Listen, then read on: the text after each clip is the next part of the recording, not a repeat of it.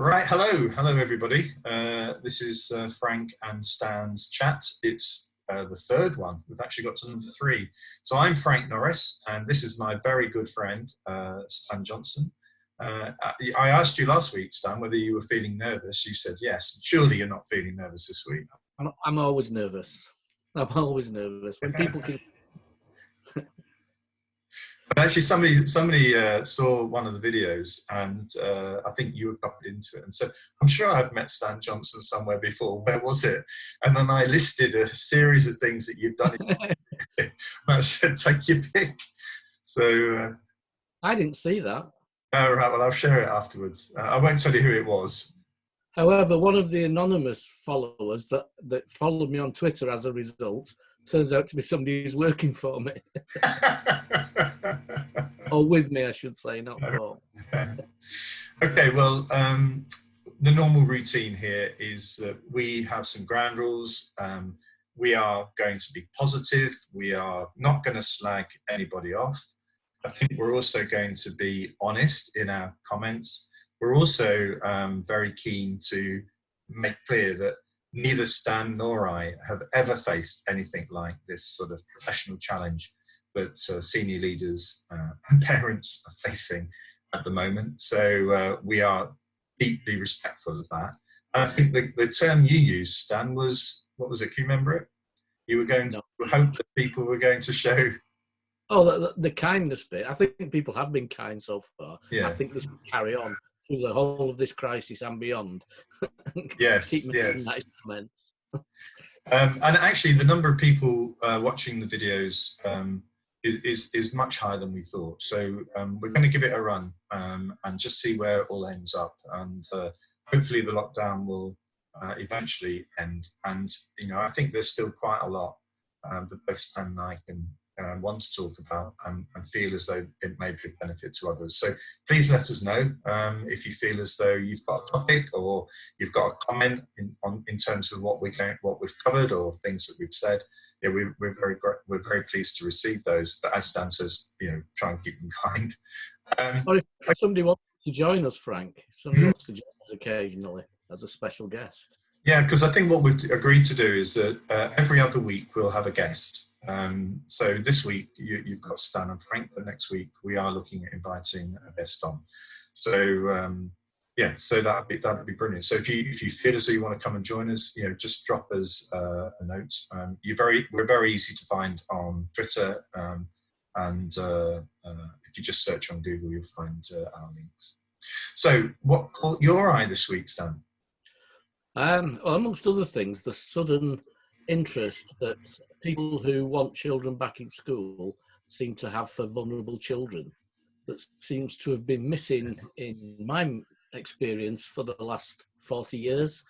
Suddenly journalists are talking about how important it is that vulnerable children in vulnerable communities get back into school. Not something they were talking about 3 months ago. Yeah, and yeah, it's interesting that actually my son-in-law is a head teacher in Stockport, and the numbers of children that are going now who are key workers, the numbers are growing. So and some of those are not the most vulnerable, you know. So he's actually said that it's been quite difficult to get some of the most vulnerable children in, and whether or not we needed to do more, or whether, you know, agencies needed to do more to lean on parents to encourage those children to come in. I don't know, but it looks as though the sort of release of the lockdown. Well, we'll talk about that on another week, I think, because it's all today. I mean, at the moment, they're probably talking to the chief medical officer and the trade unions and whatever. But perhaps that should have happened before the decision was made. Yeah, I'd be interested to know, because they certainly, I know this isn't the topic for today, but to be interested to know who the school leaders were that they say have been involved in this so far, because it doesn't read as though it's been put together by school leaders. No. I mean, my thing that's caught my eye is an article in the Sydney Herald, because it was tweeted by Andy Hodgkinson. Yeah. Hargreaves. Yeah, Hargreaves, sorry. And I, I've been looking at doing some research into the Christchurch earthquake, where schools were closed for somewhere between, I think, sort of 8 to 12 weeks. And there was a lot of amalgamation of schools because of the horrific devastation of that earthquake. Because this is actually, it's probably even more traumatic than COVID for individual families, because all of those young people and families would have actually experienced the earthquake. They would have seen the effects of it, whereas COVID is sort of like a bit of it creeps up on you. Yeah. And it's not as visibly distressing, although some of those scenes in hospital are. But for people in Christchurch, they wouldn't have been able to look out their house without seeing some form of devastation. And the devastation to schools, that becomes real to children. That's a grief thing for children, because Yes. what they know is disappeared. Or is I, not. I think the thing that Andy's and also other research has shown is that I'm not underestimating the potential impact of this closure on all children. You know, and it's not just I think this sort of term of disadvantaged, you know, being most vulnerable. I mean, there are some disadvantaged children who are termed by that in terms of free school meals and whatever, who are not disadvantaged at home. They've got truly loving care at home, and there are no doubt many parents who are doing an absolutely amazing job, you know, of that disadvantaged category. And then possibly, you know, non-disadvantaged children who are more disadvantaged at the moment. Yeah. So I think it's a rather crude view of it. But interesting that Andy's work and the Sydney Herald were talking about this was an opportunity for schools and for students to just take the pressure off. And they found that the impact on examination results was not as dire as they feared. And that actually there was a sort of opportunity for both the student and for the school to just recalibrate and to start looking again at what are the most important bits of the curriculum. Because when children went back, which I think is going to lead into our discussion now, teachers focused on the really important bits. It wasn't the fluffy bits that actually a lot of the curriculum is, in a sense, padded out with. It went straight into the most important bits, and also the bits that teachers enjoyed teaching.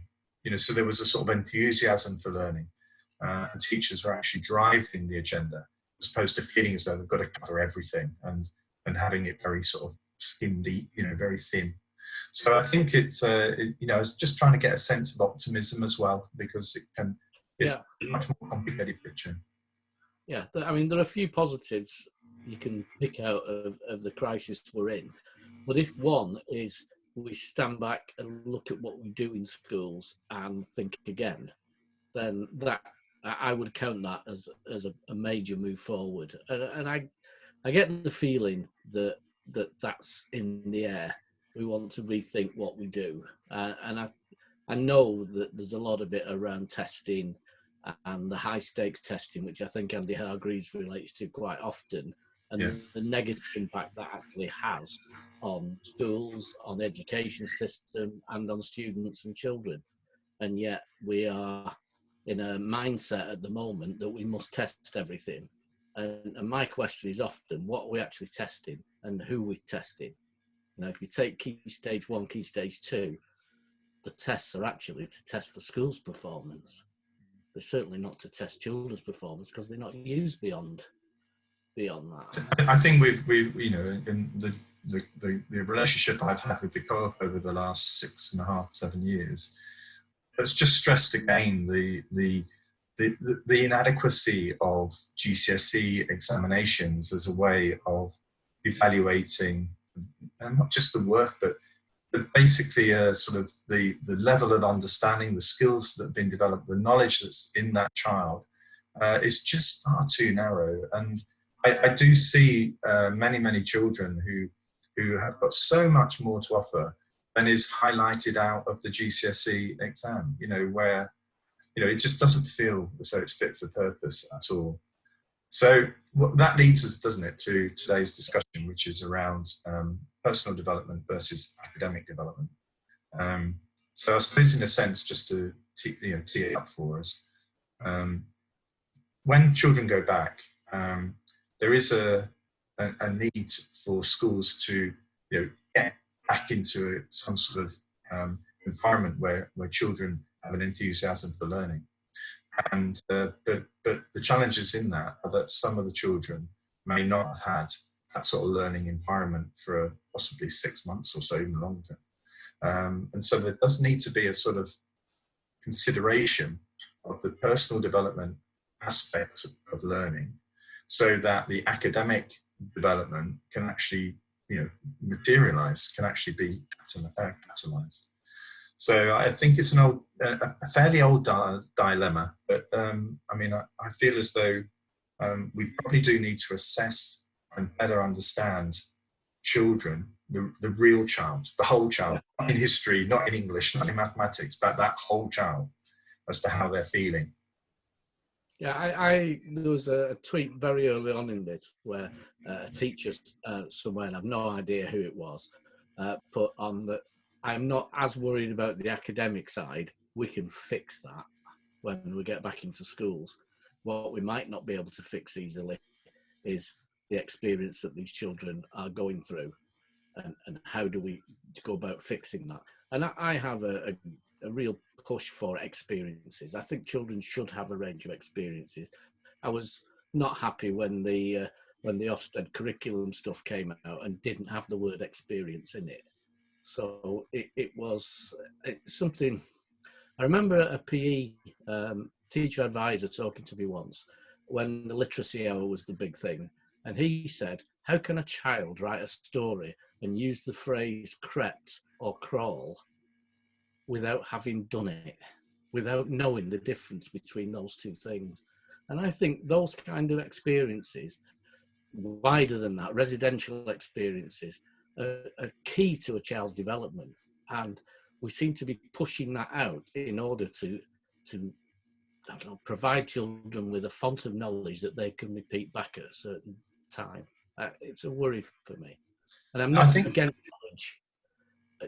Knowledge is an important factor. It's just not the only factor. It's interesting. I think about my thinking around curriculum design. I mean, I do think there's an awful lot to be said for a school that I know, who, and I think you know as well, has actually sort of in effect tried to close down that Wednesday afternoon sort of session to try and free it up a little bit and adopt some of the practices that some of the private schools and independent schools adopted. I think the issue here is that that's an attempt to try and free it up, to sort of try and give a sense of some of those other skills and attributes that can be delivered through a curriculum which actually tries to engage the interests of the child, as opposed to it being something that they have to be driven through, as a body of knowledge that you need to have gained over a period of time. Whereas I think that is saying, actually, there's a lot of enjoyment and stuff that I want to do, and my teachers want to do it. And actually, let's go on that journey. There isn't really, this may lead to nothing in terms of a material thing, but the journey and the experiences and the way that we've done this together is worth doing, is worthy of that. Yeah, and I think teachers not having to make something exciting for children because children aren't excited or enthused by it, and neither are they, means that we judge that teaching, whether we like it or not, as negative because it's not working. If you give a teacher the freedom to say, what do you want to do? What would you like to do with this group? Which I think there's an opportunity in these next few months to do that. Let's have an activity in the afternoon where we do something very different. I mean, my school, when I was ahead, we actually timetabled time for talking to children about whether the hamster had died or whether the grandma was visiting them. We timetabled that time into the curriculum, and we did specialised weeks where we looked at art and European awareness and things like that, which were scary at the time because I was writing to parents saying, next week we'll only be doing art. Art will be every day, all day for 5 days. and I kind of put my tin hat on then and waited for the explosion. And what came back was, this is fantastic. Our Yeah. children are loving it. Our children are fighting to get in school in the morning. I think the issue is there will be many parents who view whatever when schools are attempting that approach, who will welcome that because they'll see that as part of the reintroduction to school life again. But there will be some, and I was talking to a head teacher yesterday who was having to speak to a parent yesterday because their child is coming in as a key worker. And she was very concerned that the children were not doing academic work as regularly and as often as they were when we weren't in lockdown. So there will be parents out there who are saying, well, she's only got 6 months to go when we get back before they start doing their exams, and the pressure's then on to get them into lessons. And I think one of back to you here, Stan, is that I think the primary schools, because you have that one teacher, perhaps one TA with 30 children, you can to know those children within a few days. But when you're in a secondary school environment where a child is seeing 13, 14, 15 teachers a week, I think there needs to be some consideration in secondaries as to how can we close down the number of adults that these young people are actually meeting those few weeks to try and benefit from some of those approaches that primary have. Yeah, I know. Again, one of the schools I worked at, we had a residential where two of the secondary school teachers came and spent time. The whole of year 6 were on the residential, and they joined us for a long weekend in the Outward Bounds. And the relationship between those two staff and that group of children was fantastic when they went on to high school. It was made over those 2.5 days. It's fantastic. But the other thing is, like, when parents are sort of saying, what about, I got taught a lesson. I had a child who had cancer when I was ahead. And the parents came in to say, yeah, but you're not giving her homework, she's not doing enough work, blah, blah, blah. And I thought, your child's got cancer. Please just enjoy the child. Yes. And yet afterwards, when she had gone through remission and was back in school, I was thinking, actually, I was wrong there. We should have been making sure that she is fully equipped for beyond. So I actually learned a lesson there about listening to parents who, I don't know what journey they've gone through, and I assume something that clearly wasn't so. And I'd gone for it's all about the child, give them some experiences. You don't know if they'll be here in a month's time. To parents who were saying, no, we're preparing her for when she's 16, 17 and 21. And that was something that taught me a lesson, I think. Yeah. I mean, it's interesting you're talking about parents there, but I haven't heard many schools talking about how they intend to engage parents during this transition. There's been a lot of, and that's not just around how, perhaps year 1 or year 6 come back into school. I'm thinking more about in September.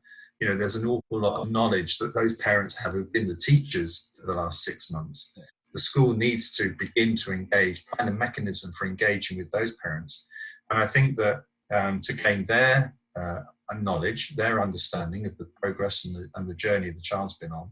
But also some of the teachers have now, as I said last time, have actually visited some of the houses. They've not been in, they've done their social distancing, but there's a different relationship here. So I think we need to get to a place where the parents are seen as the teachers as well, so that we can sort of collaborate and cooperate more constructively going forward, as opposed to the parent thinking, that's your responsibility now.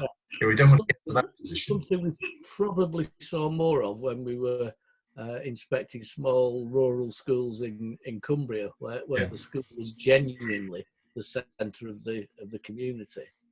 Not so much in large inner city primary schools. Yeah. It struck me. Some of those stories where the local landlord bought the extension to the school, and as long as it was painted in the village colours, it was. Yeah, everything was fine. I mean, it's interesting. Well, one of the first schools, not the first school, but the first school I put into special measures. The normally at the sort of feedback session, in those days, you would have the governors there and everything. But actually, the butcher whose shop was opposite, he came and harangued me because he cared about school, because his parents were not going to go to that school because of his special measures.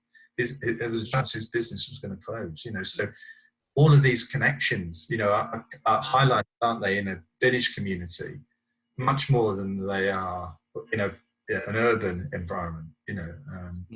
So. Okay, so I think we've been talking there for about 15 minutes or so, Stan. I think next week, we're going. Well, obviously we'll have a visitor. We have one or two lined up, and we'll obviously tweet who the visitor will be and what the focus will be in the next few days. So. I've enjoyed the third one. These things go very quickly. I think Mike found that last week, didn't he? Couldn't believe it. A pint, Frank, that's the issue. Normally with these chats, there's a pint in front of us. So thank you for watching. We hope you've enjoyed it, and we'll all see you, hopefully, all being well, next week. So thank you very much. Thank you, Stan.